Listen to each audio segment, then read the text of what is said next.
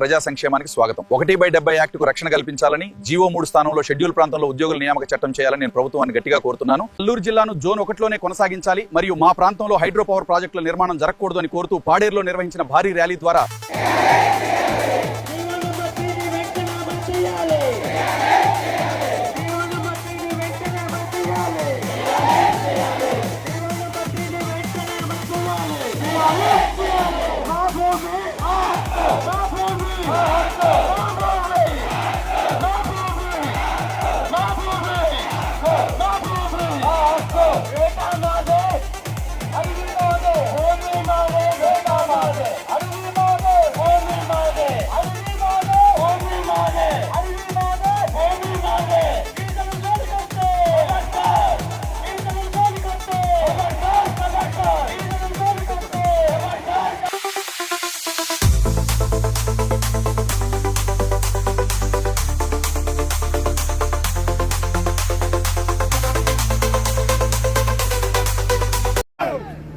మిత్రులారా, ఈ జనాన్ని చూసి ఖచ్చితంగా ఈ కూటమి ప్రభుత్వం మీకు అనుకూలంగా ఒక నిర్ణయం తీసుకుంటది.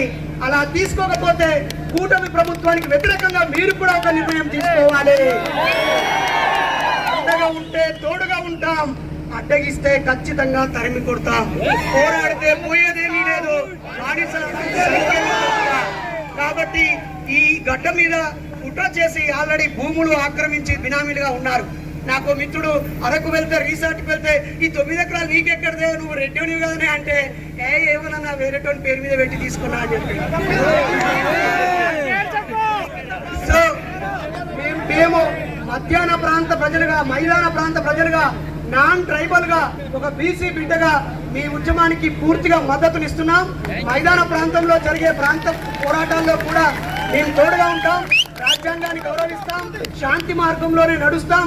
ఎవరినో విమర్శించడం, అవమానించడం, కించపరచడం, ఉద్రేకాన్ని రేకెత్తించడం, శాంతి భద్రతలు దెబ్బతీయడం వెంట్రుకంతా కూడా మాకు ఇష్టం లేదు. మేము హింసను నమ్ముకున్న వాళ్ళు అమరులు అయిపోయారు. మేము అమరులం కాము, విజేతలం అవుతాము.